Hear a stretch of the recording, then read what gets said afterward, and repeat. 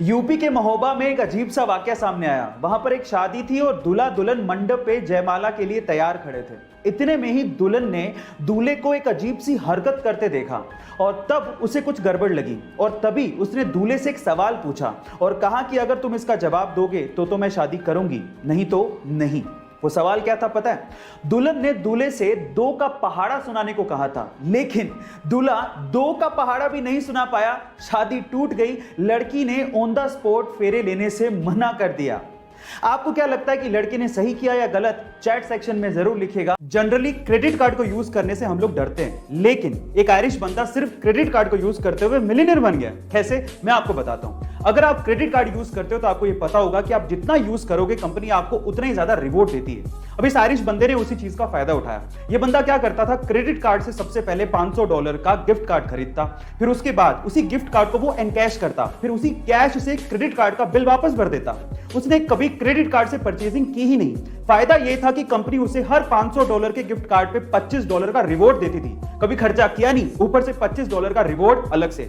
ऐसे करते करते उसने $3 लाख इकट्ठे कर लिए, यानी कि लगभग 2 करोड़ 17 लाख। लेकिन एक दिन टैक्स डिपार्टमेंट की उसकी अर्निंग पे नजर पड़ गई, तब जाके ये बात खुली। लेकिन ये बंदा तब तक कमा चुका था। आपको इस जुगाड़ के बारे में क्या कहना है कमेंट सेक्शन में जरूर लिखिएगा। उसके अब्बू एक ऑटो रिक्शा चालक थे और उसकी अम्मी खेत में काम किया करती थी। घर के हालात इतने खराब थे कि उसके अब्बू ये चाहते थे कि वो 4th क्लास में ही स्कूल छोड़कर काम पर लग जाए, लेकिन टीचर के समझाने पर जैसे तैसे उन्होंने उसे पढ़ने दिया। अब पढ़ने तो वो लगा, लेकिन जिंदगी इतनी आसान नहीं थी। अपनी पढ़ाई का खर्च उठाने के लिए उसे होटल में वेटर तक का काम करना पड़ा। एक बार उसके पिताजी से अपने ही हक के पैसों के लिए किसी अधिकारी ने रिश्वत मांग ली।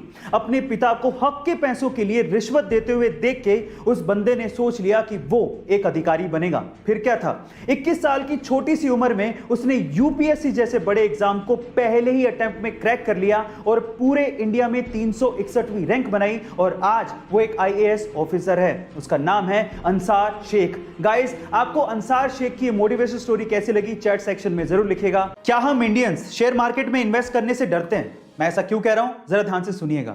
ये तो आपको पता ही है कि अगर आपको शेयर मार्केट में इन्वेस्ट करना है तो आपको एक डीमैट अकाउंट की जरूरत होती है। अब आंकड़े सुनिए। हमारे देश की जनसंख्या है 138 करोड़ और इस 138 करोड़ की जनसंख्या वाले देश में टोटल डीमैट अकाउंट कितने खुले हैं पता है?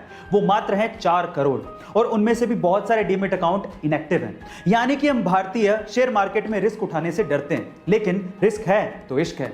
मैं आपको एग्जांपल देता हूं। राकेश झुनझुनवाला, जिन्हें हम इंडिया के वॉरेन बफेट भी कहते हैं, उन्होंने सन 1985 में मात्र 5,000 रुपए से शेयर मार्केट में इन्वेस्टमेंट शुरू की थी और आज उनकी टोटल नेटवर्थ 14,000 करोड़ रुपए है। गाइस, अगर आप भी इन्वेस्ट करना चाहते हैं तो डीमैट अकाउंट का लिंक डिस्क्रिप्शन बॉक्स में गिवन है। कई बार पेट्रोल पंप पे ऑयल भरवाने के बाद हमारे दिमाग में वहम रह जाता है कि जितने पैसे दिए हैं क्या पता उतने का ऑयल उसने डाला भी है क्या। मैं तो मीटर बड़े अच्छे से देख रहा था, लेकिन फिर भी ऑयल थोड़ा कम लग रहा है। अगर ऐसे वहम आपके भी दिमाग में आते हैं तो मेरे पास इसका एक इलाज है।